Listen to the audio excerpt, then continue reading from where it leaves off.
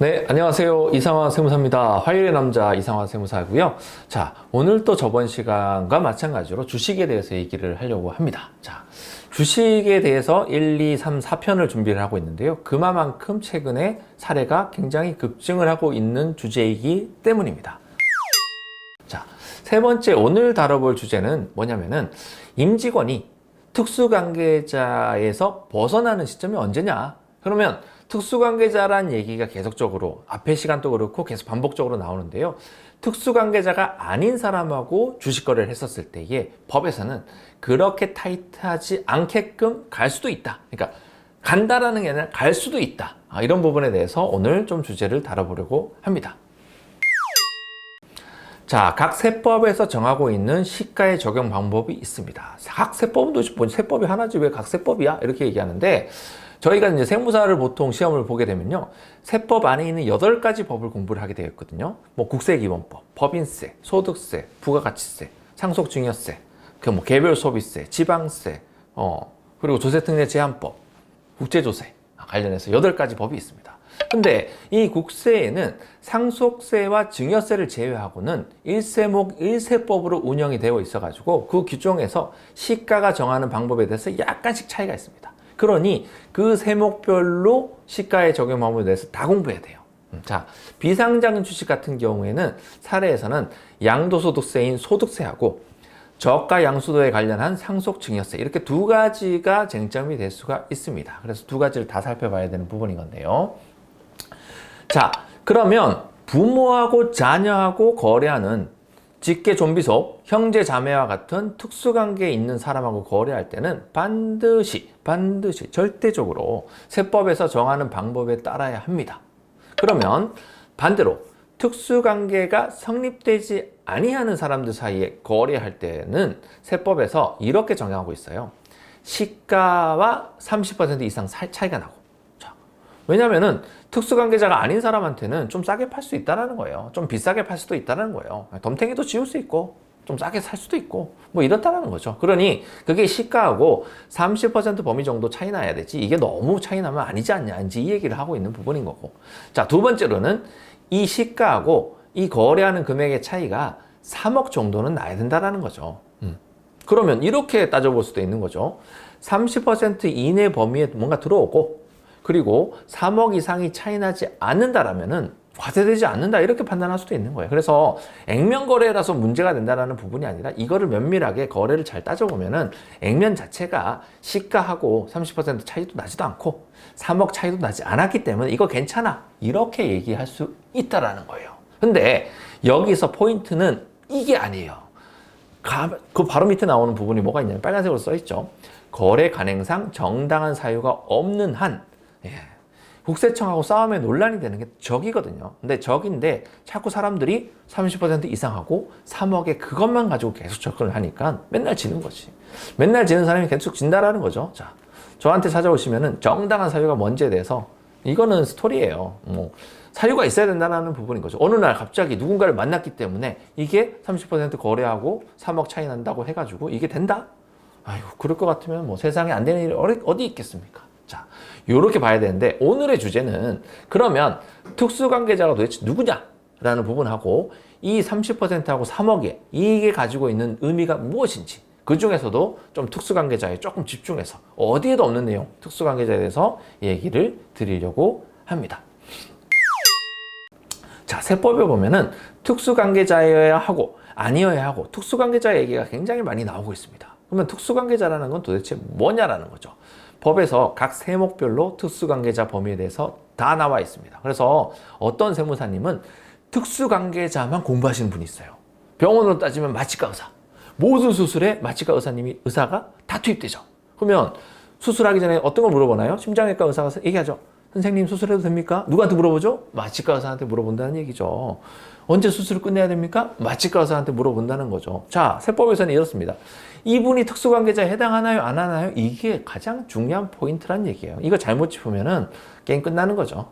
그러니 수술을 하더라도 누구한테 해야 되는지가 가장 중요하다라는 부분으로 볼 수 있겠습니다. 자, 특수관계자 범위에 대해서 또 얘기를 드립니다. 비상장 주식을 거래할 때 부모하고 자식하고 거래하는 케이스를 보는 거는 이거는 이견이 없어요. 시가보다 저가로 양도하면은 무조건 양도하는 사람은 양도소득세하고 증권거래세 추징할 거고요. 저가로 인수한 자녀한테는 증여세 추징합니다. 이런 무모한 사람은 없다. 근데 어떤 케이스가 생기냐면은 이렇게 무모한 사람은 없어요. 제가 상담을 해봐도 이런 무모한 사람은 없었어. 혹시 있으면 제보해 주십시오. 네. 보통은 회사의 임직원, 뭐 임원도 있고 직원도 있고 이 사람들이 거래를 하는 거예요. 그리고 대표, 근데 보통 이 둘끼리 거래하는 케이스는 거의 없고요. 대표자한테 이 직원의 주식이 가거나, 근데 대표자가 이제 머리를 쓴 거지. 야, 나한테 주지 말고 내 딸한테 줘라. 그럼 다이렉트로 상속까지 끝나는 거니까. 그렇게 하는 거래에 있어서 액면가액으로 하고 싶은 거야. 근데 특수관계 느낌이, 나는 법은 잘 몰라도 이게 왠지 상관이 있는 사람인 것 같지 않아요? 거의 상관이 있는 사람이 맞습니다. 그래서 오늘 특수관계자에 대해서 조금 진하게 들어가 보자라는 부분에 해당을 하겠습니다. 자, 세법에서 정하고 있는 특수관계자의 범위가 차이가 있는데 아까도 얘기했지만은 무척 복잡하고 혼란스럽습니다. 국세기본법에서는, 국세기본법이 뭐냐면 국세를 다루는 기본법이에요. 네.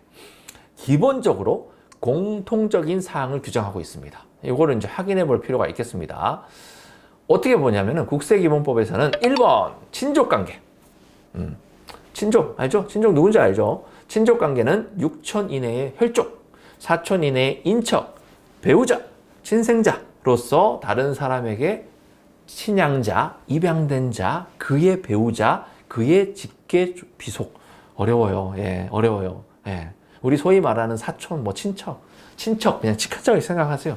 다 친족관계에 있는 사람으로서 특수관계자에 해당합니다. 그래서 이모부를 통해서 뭘 하던, 뭐 고모부를 통해서 뭘 하던, 이거 안 된다는 거예요. 이런 짓 하지 마라.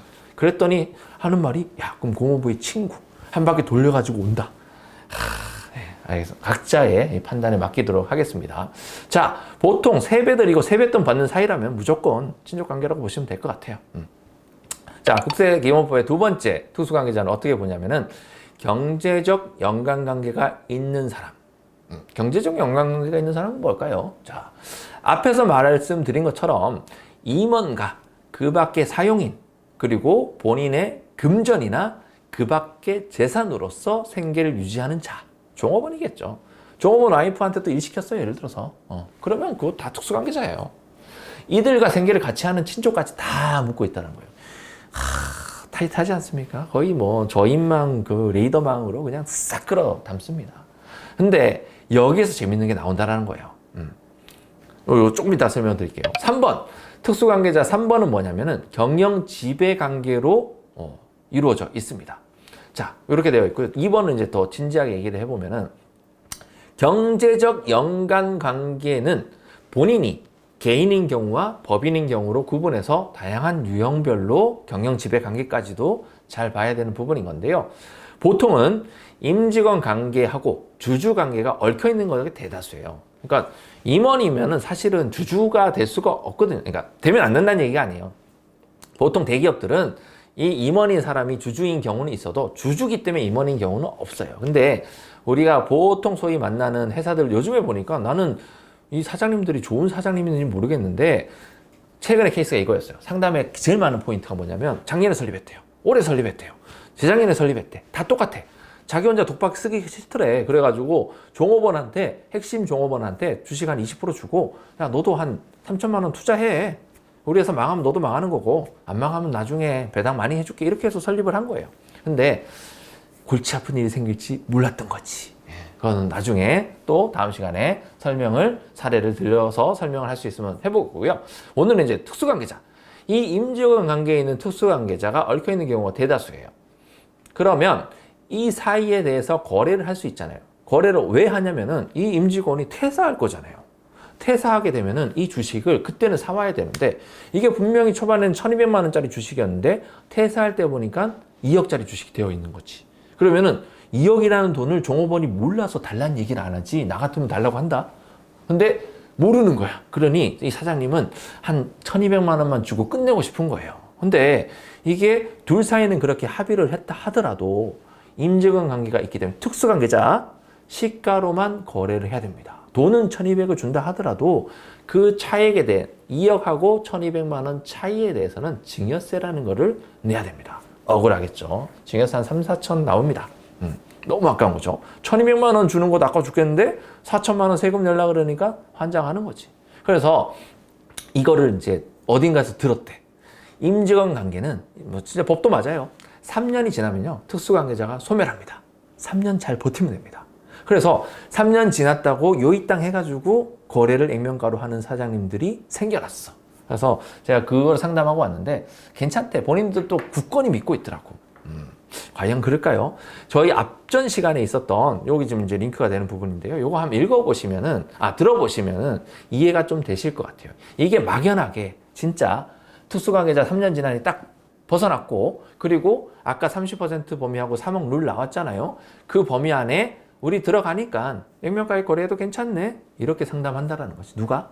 외부에 있는 자칭, 타칭이 아니에요. 자칭 전문가라고 얘기하시는 분들이 그렇게 상담을 해주고 다니는 거예요.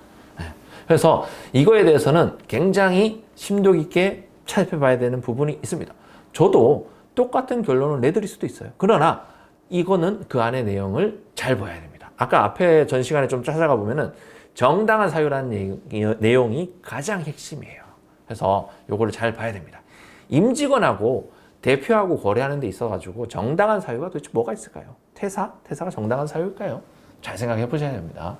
자, 그러니 시가보다 고가 또는 저가에 거래하는 거에 대해서 증여세 문제가 발생할 수 있다고 얘기하고 있잖아요. 30%, 이렇게 볼 수 있습니다. 그러면 특수관계자를 조금 더 깊숙하게 들어가가지고 모든 대표하고 근로자는 특수관계자냐? 이렇게 법에서는 이렇게 얘기하고 있어요.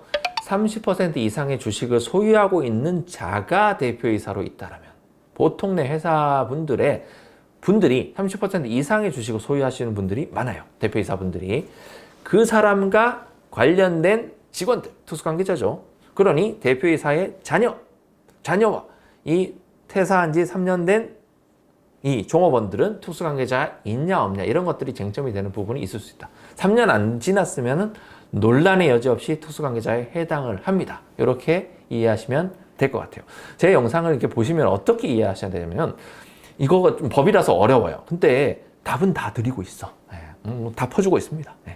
잘 이해하셔야 돼요. 근데 그거를 너무 그러니까 뭔가를 막 하면 안 되고 진짜 전문가한테 찾아가서 이거를 잘 진행해야 된다라는 부분. 그리고 항상 액면가로 거래하게 되면 거의 백발백중 세무조사는 나옵니다. 그때에 어떻게 벗어날 수 있는지에 대해서 대비책을 마련하고 해야지 막 하면 안 된다. 이렇게 보시면 될 것 같습니다. 자, 그러면 퇴직 후 3년이 경과한다라면 특수관계자에서 벗어날 수 있다는 얘기가 되겠죠. 다 거의 들었다는 거예요.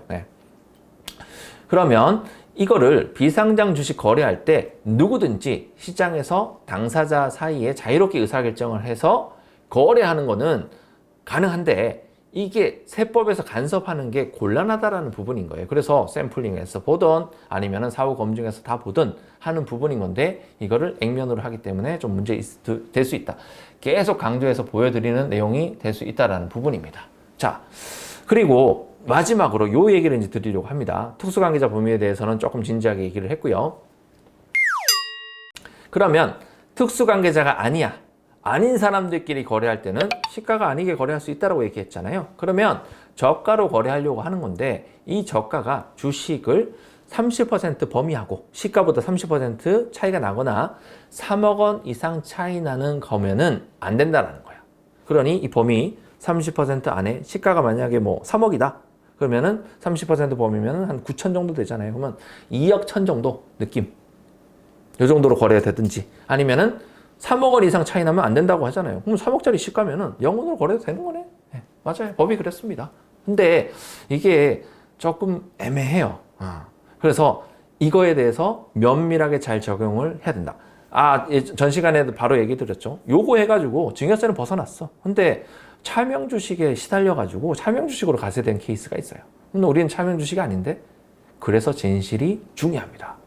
진짜 진실을 알려주시면은 이거에 대해서 어떻게 가야 되는지에 대해서 가야 되는데 아까도 첫 시간에 얘기했죠. 요 인트로 들어갈 때 얘기했잖아요. 마취과 의사한테 물어봐야 됩니다. 저번 시간이었나? 특수관계자 얘기할 때.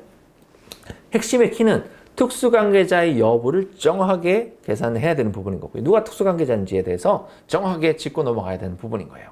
그리고 이 특수관계자를 벗어났다고 간다 그러면은 시가로 거래하기가 좀 나는 거북스러워. 왜? 세금이 많으니까.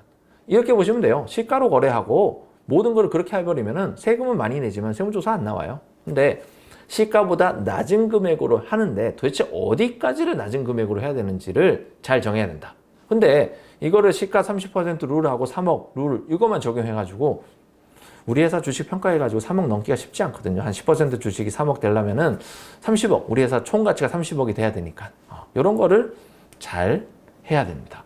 답은 분명히 다 드렸다고 제가 말씀을 드렸습니다. 자, 다음 시간에는 이런 경우에도 명의신탁 주식에 걸려가지고 또 낭패를 보는 케이스가 발생을 합니다. 저번 시간에도 명의신탁 주식 살짝 말씀을 드렸는데요. 조금 더 최근의 판례가 명의신탁 주식에 대해서 어떤 식으로 생각을 하고 있는지 그거를 생각을 좀 집어내 보려고 그래요. 네. 그래서 그 부분을 가지고 여러분하고 다시 살펴보도록 하겠습니다. 자, 오늘 시간 유익하셨나요? 좋아요, 구독 이런 거 좀 눌러주시면 감사하겠습니다. 다음 시간에 또 살펴보도록 하겠습니다. 다음 시간에 뵙겠습니다. 이상화 세무사였습니다.